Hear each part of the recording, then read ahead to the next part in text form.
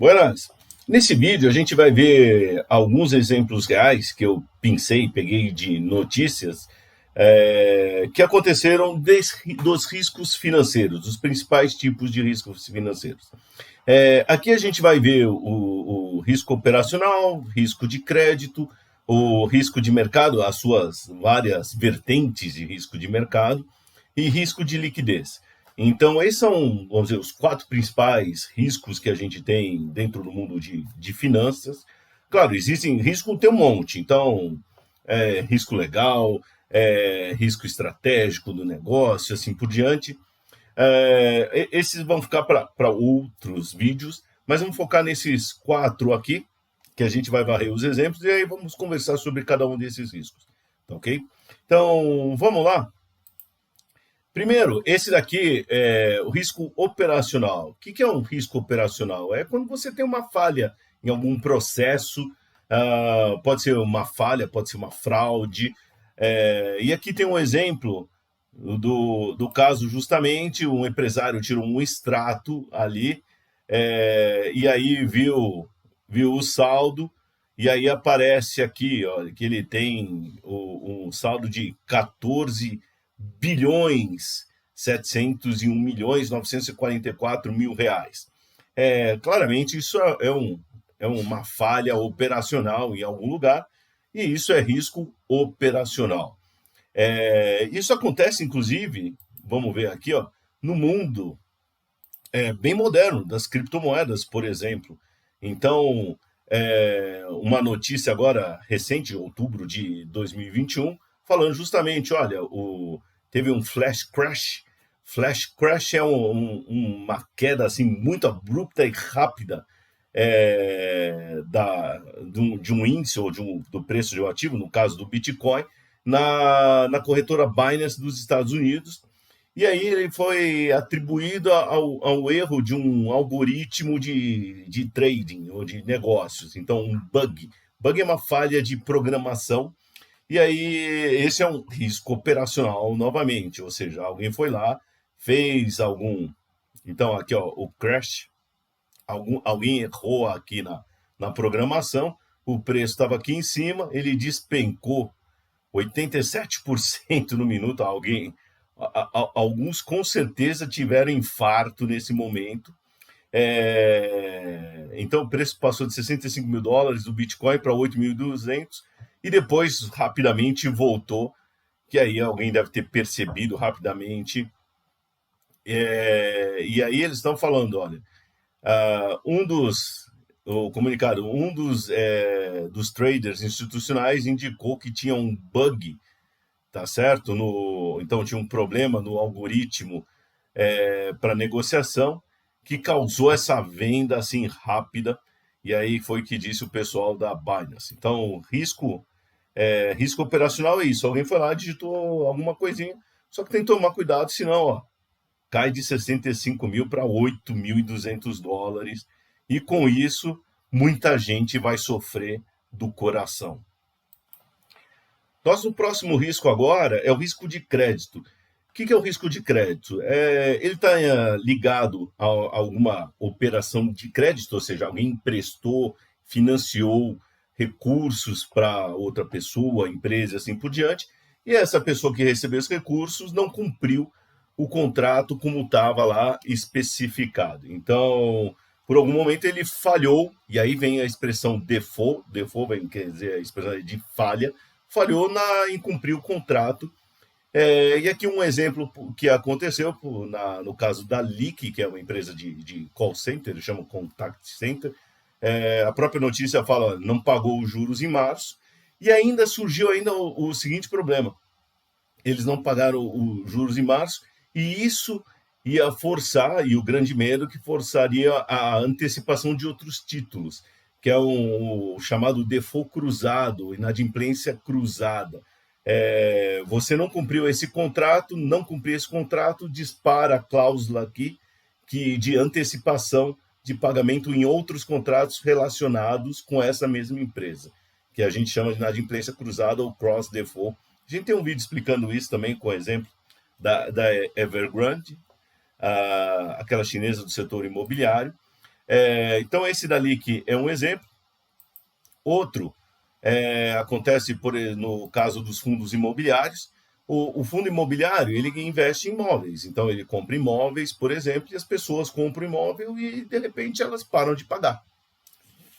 Não cumprem ali o aluguel daquele contrato, então default, e com isso esse default pode levar até o fundo imobiliário a não pagar, e aí causa, vamos dizer, vai causando aquela, vamos dizer, aquela avalanche, aquela grande bola de neve.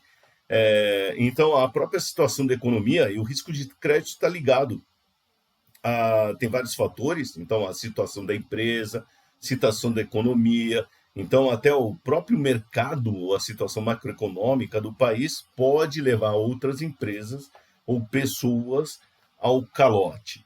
Então, risco de mercado, risco de crédito também tem a sua componente ali de mercado.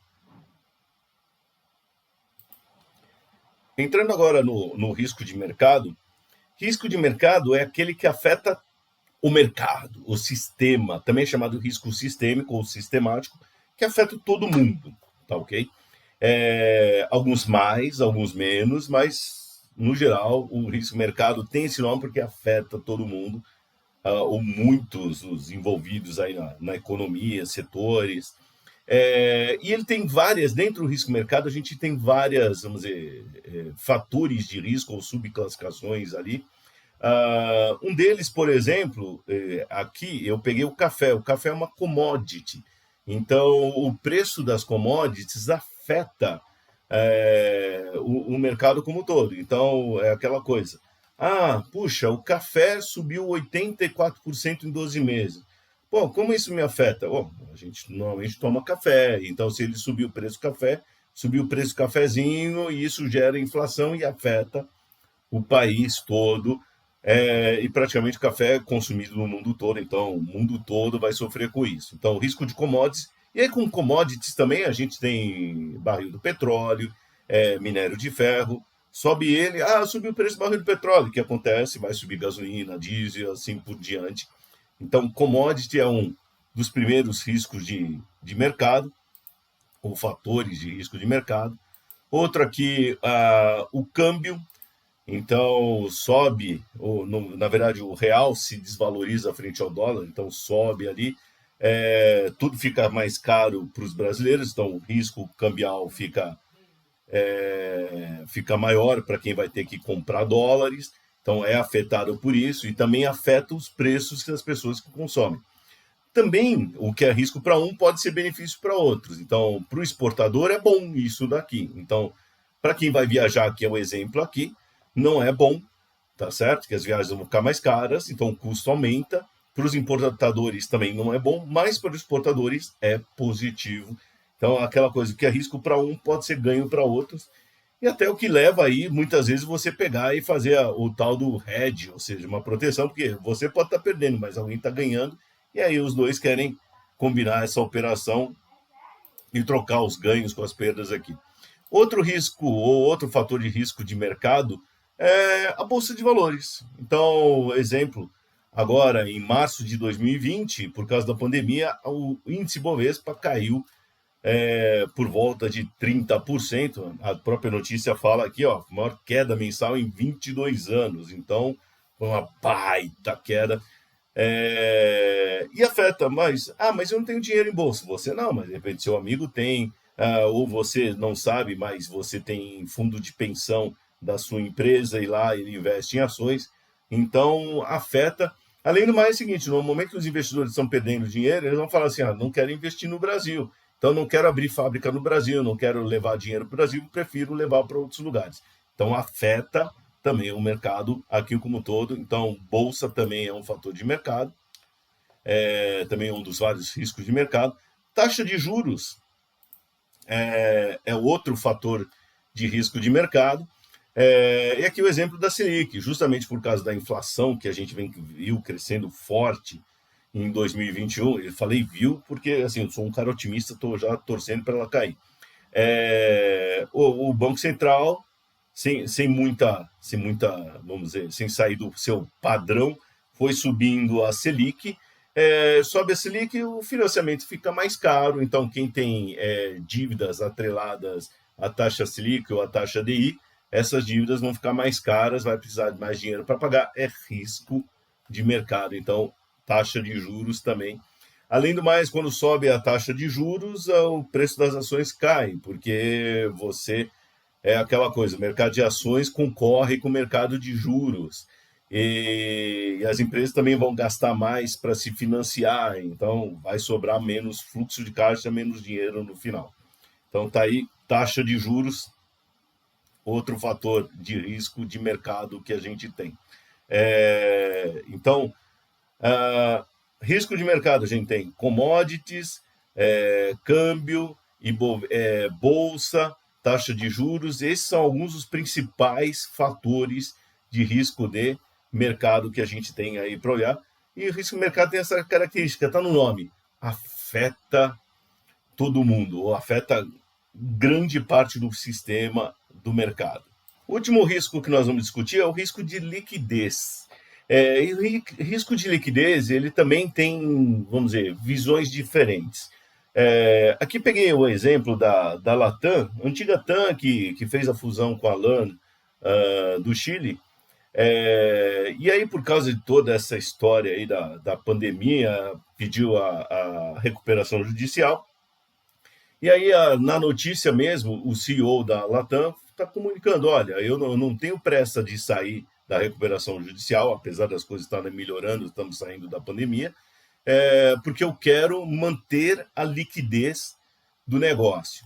Então, o primeiro sentido de liquidez é que você tem dinheiro para tocar suas operações, tá ok? Então, liquidez tem esse primeiro sentido. Então, quanto dinheiro você tem ali para conseguir tocar o seu negócio. Consigo tocar, tenho lá caixa suficiente, ou caixa, os investimentos de curto prazo, que a gente chama de equivalentes caixas, para tocar o negócio. Legal, então a gente tem liquidez.